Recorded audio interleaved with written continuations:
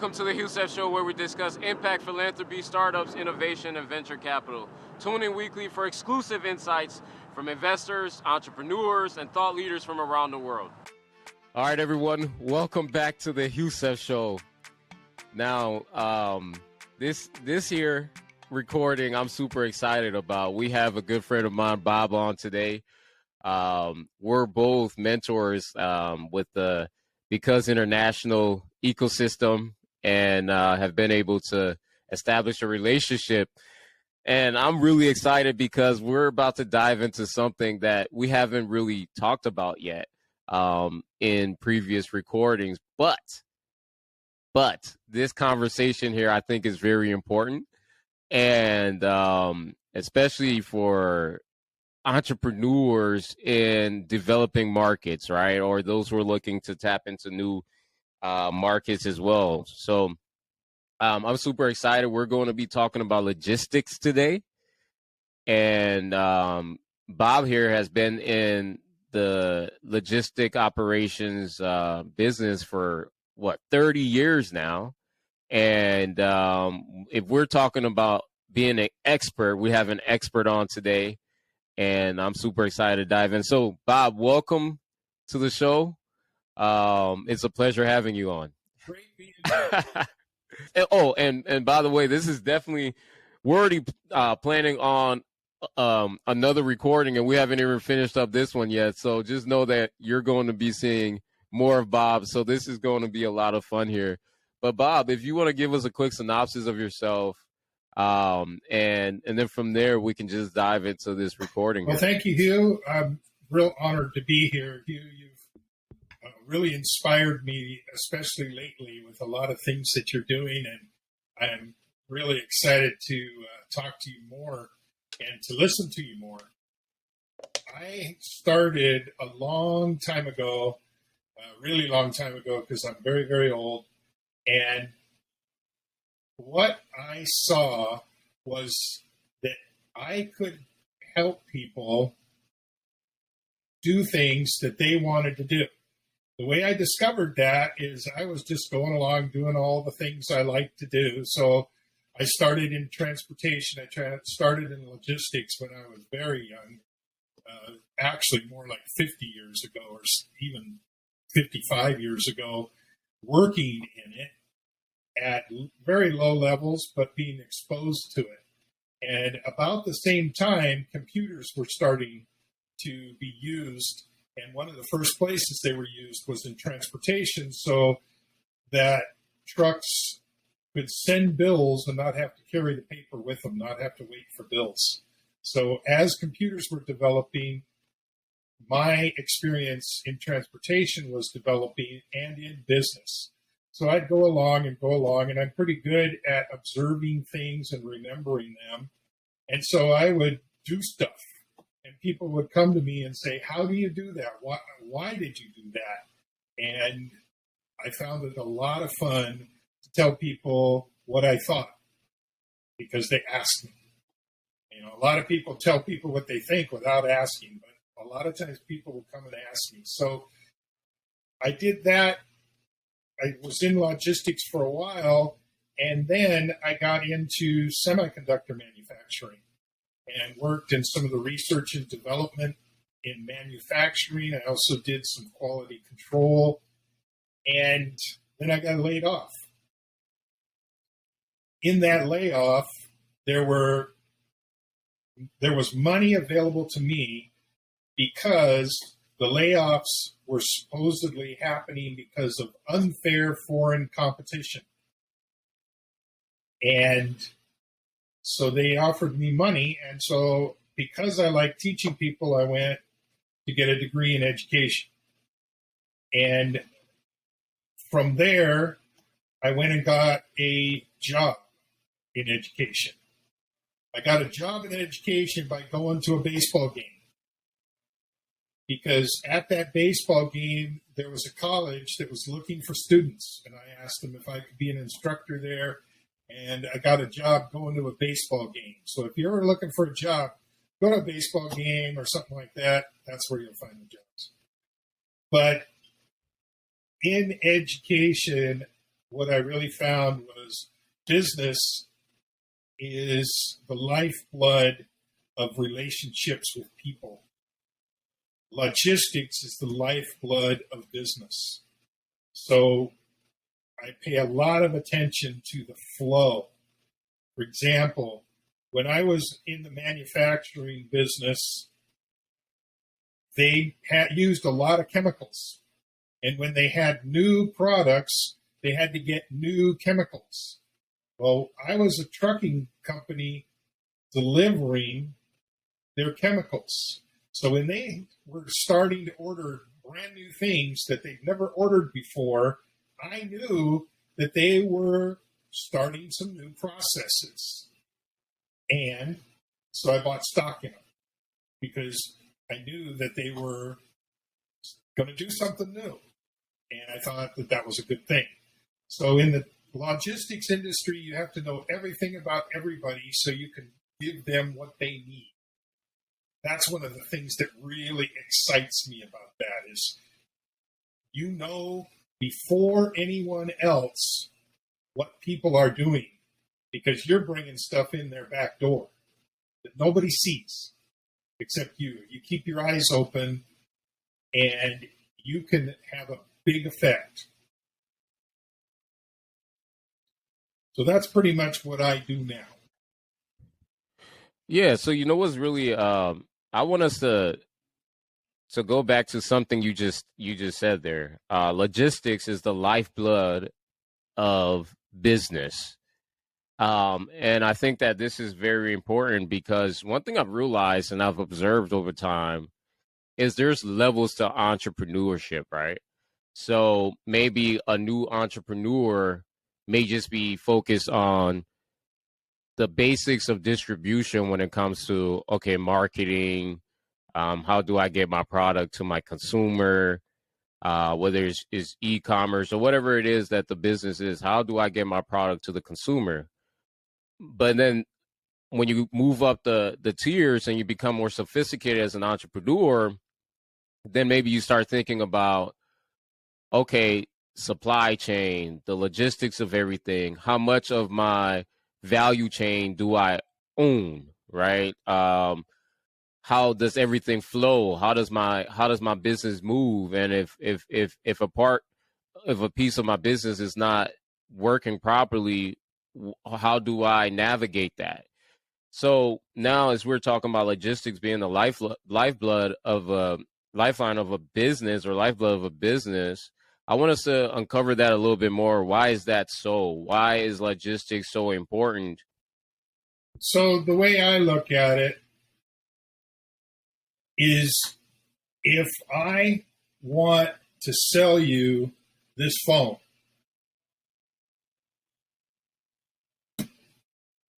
I cannot do it unless you come to me or I go to you. You can't send me money unless you come to me or I go to you. Now, logistics goes in there that I don't have to do that personally. So I can put this phone on a truck and it can come to you. You can put your money on a truck and it can come to me, like in a check. Or now electronically. Still the same thing. Like logistics was one of the first, like I said before, one of the first places to use electronic transfer of funds and of data. Because before, back when I first started, we'd load all these boxes into a truck, and the truck couldn't leave until all the paperwork was done, put in an envelope, and given to the driver. Well, that's a lot of time. We had to bill it, we had to code it, we had to put it into invoices, all of that. And that took approximately, where I worked, it took about 6 hours. With electronics, you don't have to wait. That 6 hours can be done while the truck is moving.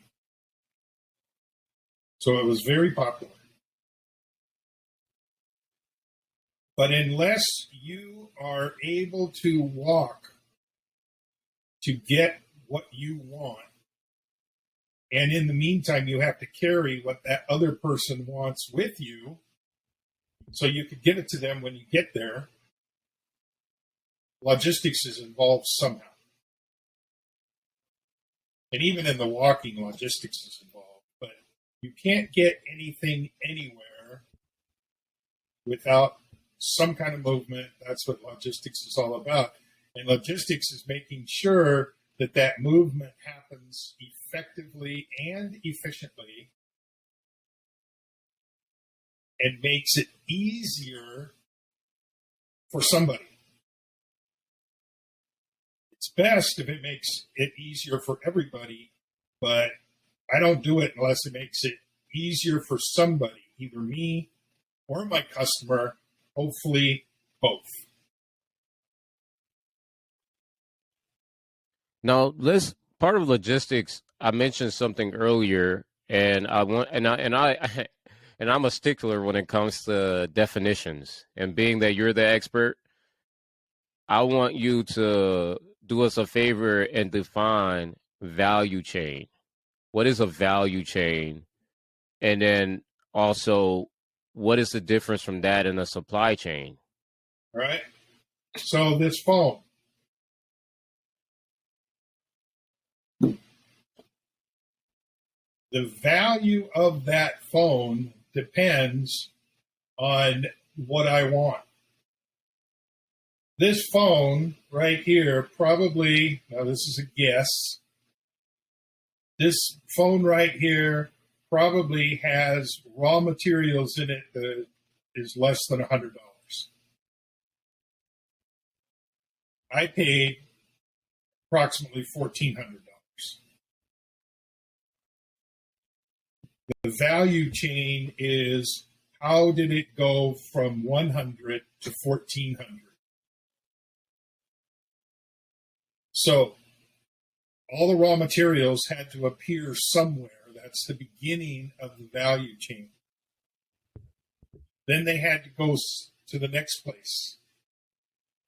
They had to be assembled together in one place. So they had to be mined, mostly.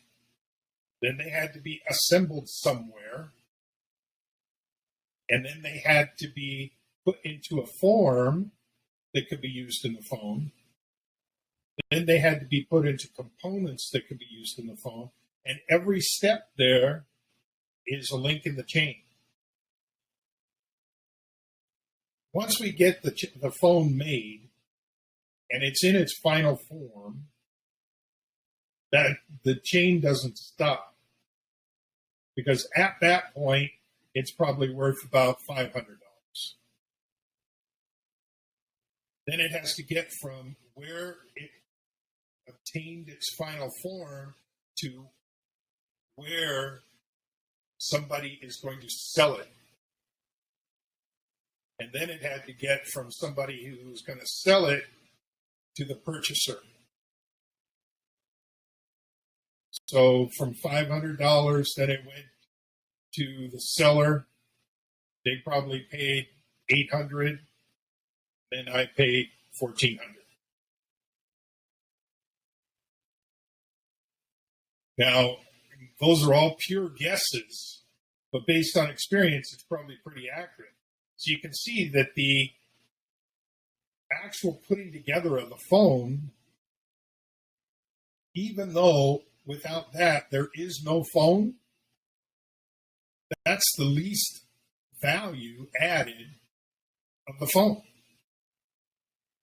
The value doesn't start jumping up until it's in its final form and has to move to the consumer, where the value doubles or triples. And that is often the case, is that the basic components, the basic thing, the actual object that's being sold, and this could be data. This doesn't have to be an actual physical product. It could be data. It could be entertainment. Right. The actual physical product usually has much less value than the cost to the consumer. And a lot of people get value and cost and price all confused. Value is what has gone into it.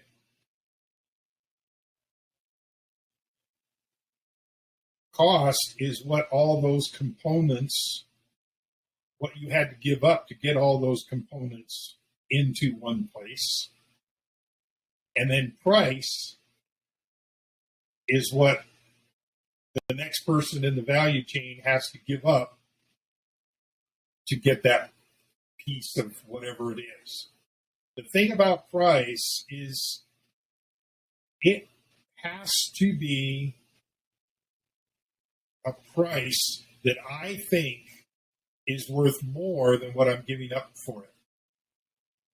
So I think that this phone is worth more than $1,400. Or else there would be no reason for me to give up $1,400. Maybe not that phone, but probably an iPhone. Yeah. And I think that often we don't think of the price as what we have to give up, but we think of the price of what that phone is worth. And it's a subtle difference, but I have to give up $1,400 to get that phone. And it's not worth $1,400 unless I'm willing to give up $1,400. And I'm not willing to do that unless I think it's at least worth $1,401 penny.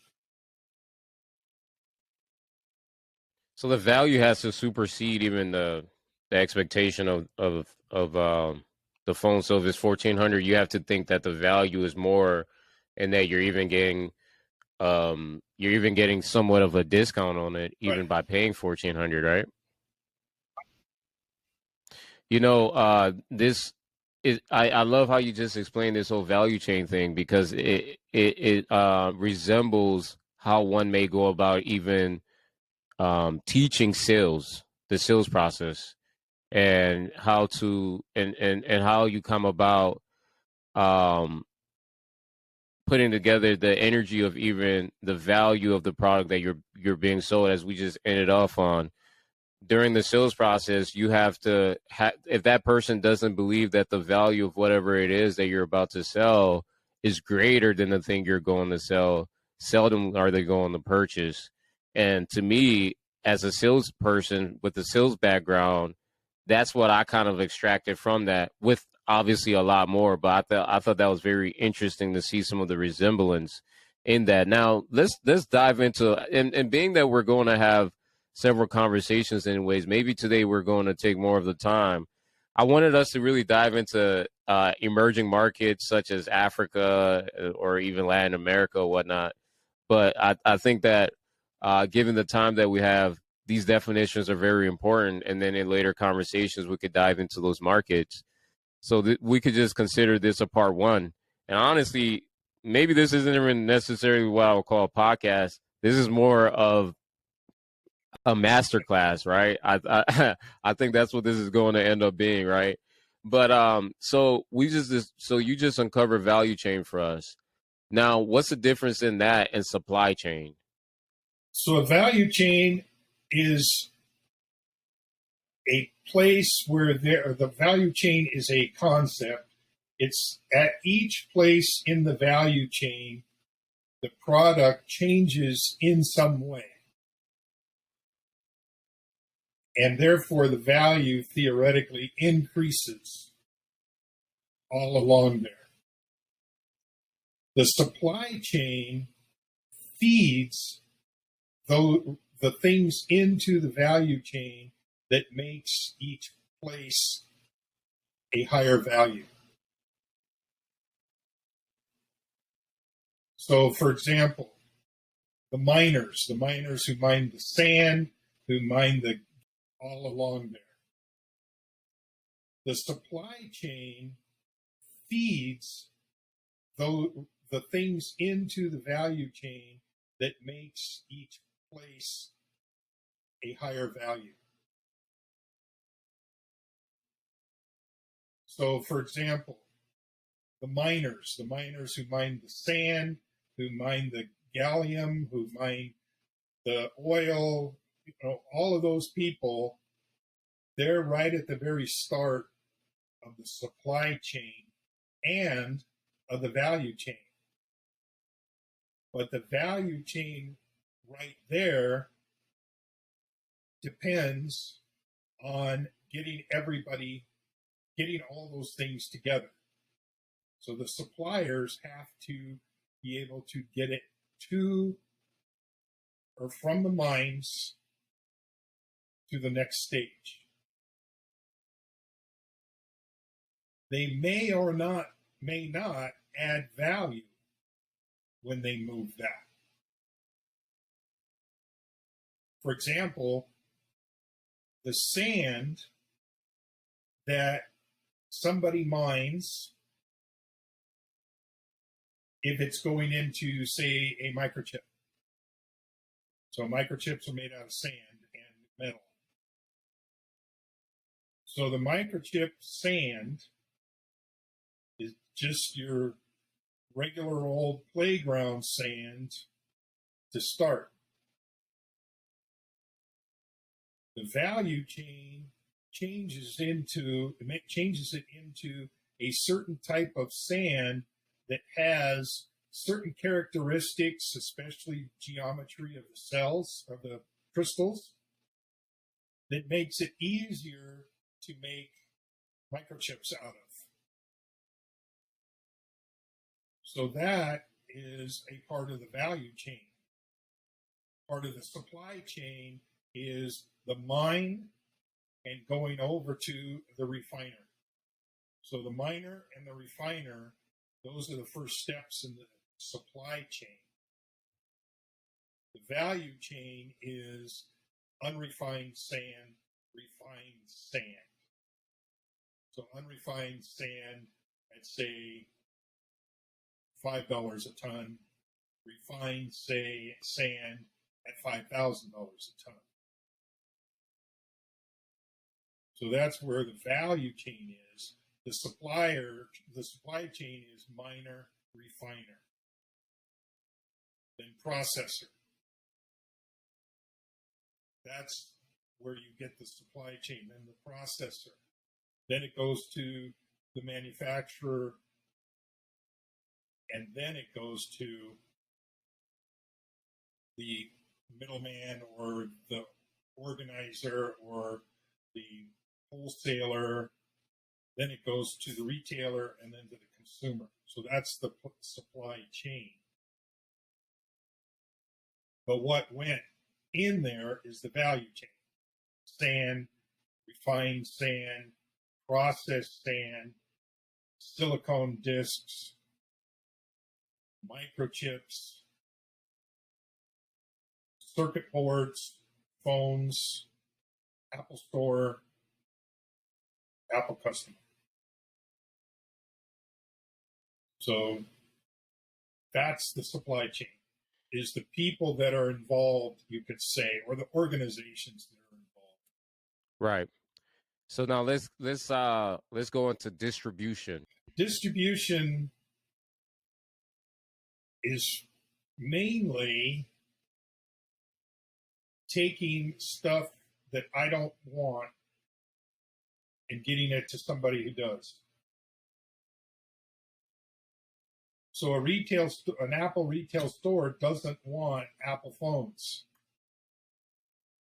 They've got a bunch of Apple phones and they're trying to get rid of them. I mean, if you look at it that way, distribution is getting something that you have that you don't want to somebody who doesn't have it but wants it. There are people in the developing world who want something to eat, and they don't have it. And there are people that have too much to eat, and they don't want it. how do you get it from the one place to the other?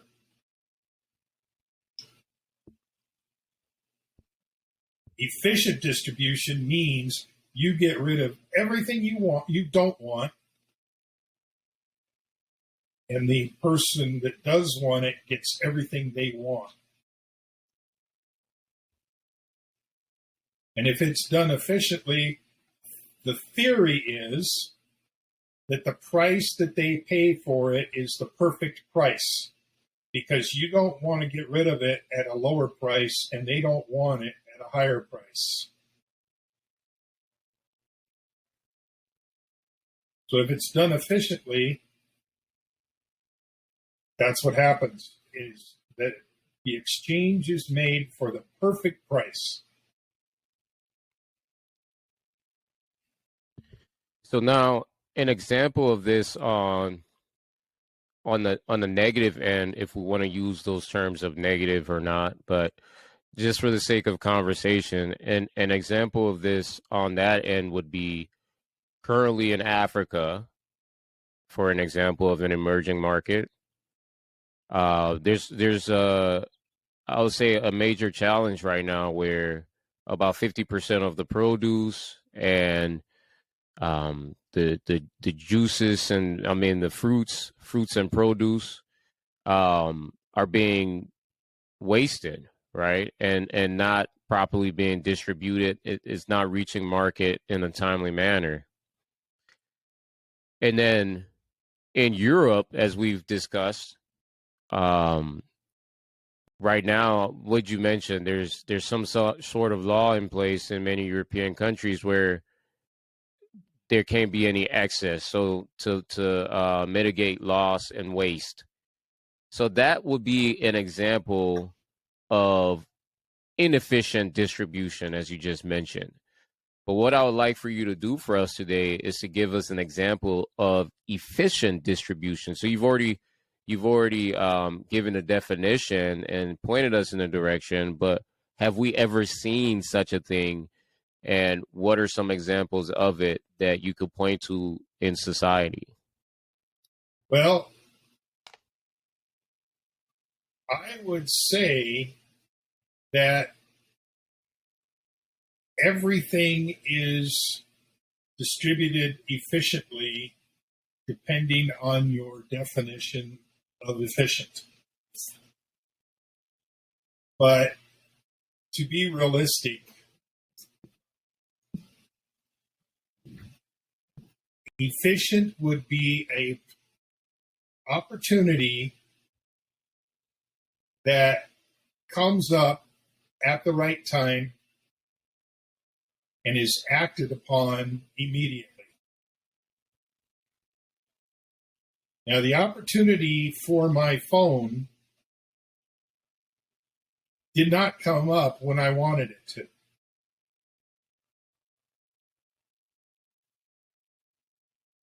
But it came up when the producer wanted it to. So for them, it was perfectly efficient.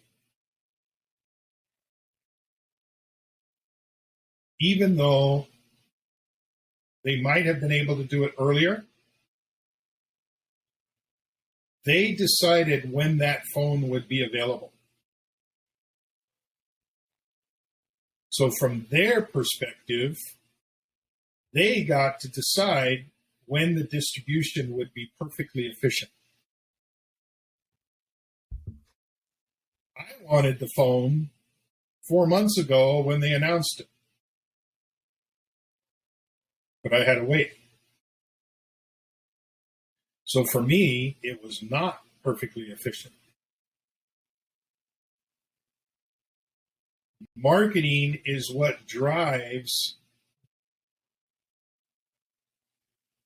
a possibility of efficiency. And it's available to you,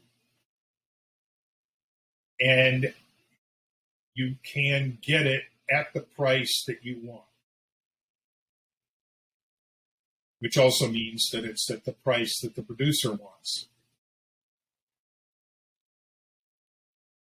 The only thing I can think of that meets those criteria, right off.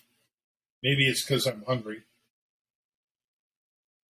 But Taco Bell, a fast food place in the United States, had this item called Mexican pizza. And they promoted it, and people loved it, and they ran out. And you couldn't buy it. But now it's back. And they say, and Bob wants I've had some 3 since it came back. And they say that it's back permanently. So for them, they had a glitch in the distribution system that they figured out, and now they say they can get it permanently to everybody.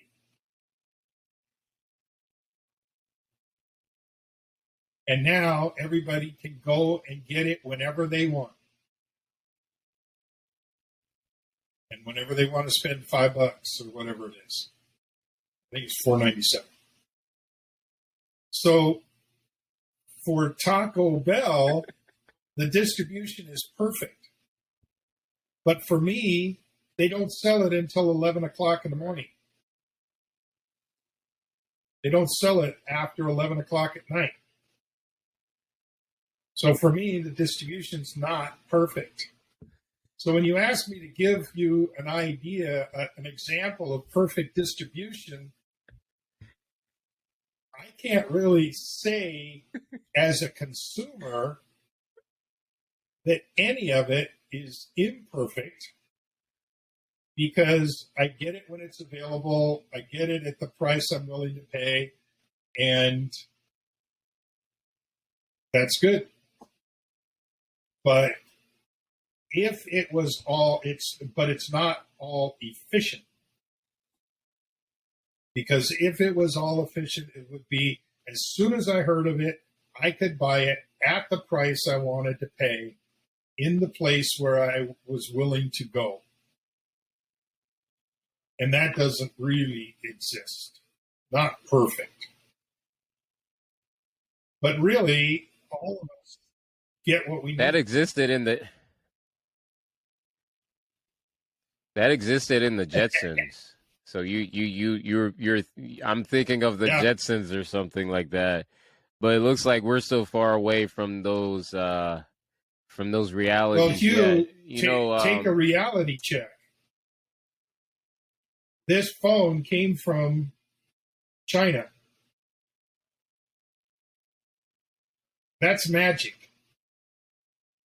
How did it get from China to me? If I had to walk, it would take years. How did it all get put together? If I had to do it myself, that would take decades. Magic. The things that we think of now, like I heard this guy, Stephen Wright. He said, you're sitting in an airplane worried because it was an hour late. Wait a minute. You're sitting in an airplane. You're up in the air. It's magic. And you're worried about it being an hour late? Come on. Take a reality check. What we are dealing with is magic. Me being able to talk to you is magic. Not too long ago, I would have had to write you a letter if I even knew you existed. Now we can talk, have a conversation. It's magic. But I want it faster and better. I'm wanting holograms. Such is the human nature, right? We're just never pleased, and the only thing a human want is more, right? So at the end of the day, that's the nature of the beast. But Bob, this is one of this masterclass, part one of this masterclass, and I'm looking forward to recording the rest. I think this is getting somewhere. And by the way, this is improv. We decided this literally as we met up here. We probably wasn't even going to record. It's currently Sunday evening. You just finished up some football and probably a couple slices of pizzas. I myself just got done eating some dinner. And I thought I was going, seriously, I thought I was going to have the itis. I'm like, oh my Lord, I'm so full right now. Just had some chicken and some Nice. quinoa and some veggies and whatnot. So yeah. So as I'm drinking my water here, I'm actually just washing everything down because I literally just ate. But I think this conversation here, seriously, this is really good stuff here. I'm seriously learning a ton, and this is one of those EPs I'm definitely going to have to keep referring back to because logistics was just one of those things where what I used to hear the term, but I knew nothing of until I really started digging into it. So I know I'm not alone, and I know that many that are listening right now are going to take a lot of value from this. So this is part one of this masterclass with more loading. Looking forward to our next conversation. Bob, thank you for joining us today. I'm eternally grateful for your continued support along this amazing journey. For more episodes like these, please like, share, subscribe, and click the bell for upcoming videos.